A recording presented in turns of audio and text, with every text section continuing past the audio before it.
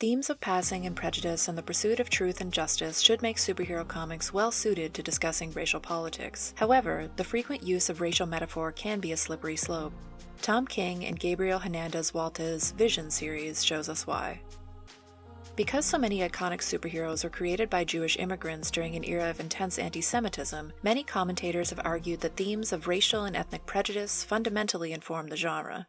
According to famed writer Danny Fingeroth, quote, "Comics, with its ability to merge the visual and verbal and make the unbelievable credible, was necessary as a spawning ground for the superhero, but it alone was not sufficient. The Jews and their history were the missing ingredients in creating this unique heroic archetype." End quote. And yet, superhero comics often approach racial politics through metaphor. Superman and the original X-Men may be informed by prejudices against Jews and African Americans, but the characters present as white.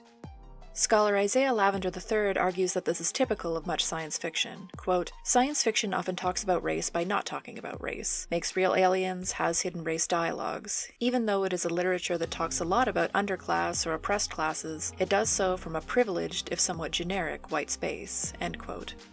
The long-time relationship between the Vision and the Scarlet Witch mixes racial metaphor with real-world contexts of prejudice.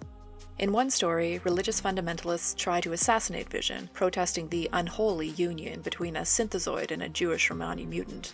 King and Walta's Vision series maintains aspects of this racial metaphor. The series opens with the Vision's white suburban neighbors voicing overt prejudice against synthezoids. This may be reference to historical links between American suburbs and white flight segregation. Later, the Vision's garage is vandalized with metaphorically racist graffiti. This has countless real-world analogues, such as vandalism of LeBron James' home in 2017. In addition, Shakespeare's The Merchant of Venice, starring the controversial but complex Jewish character Shylock, is a recurring intertext. Children Vin and Viv become fascinated with the play, and it's quoted at a pivotal moment to specifically align Virginia with Shylock. Combining real prejudice, such as anti-Semitism, with fictional prejudice against synthezoids evokes Darko Suvin's concept of cognitive estrangement, wherein a fantastic novum, in this case a synthezoid family, reveals important truths. Metaphorizing the Visions as Jewish can also highlight the Jewish origins of the genre, yet the Visions evoke multiple contexts of racial and ethnic oppression.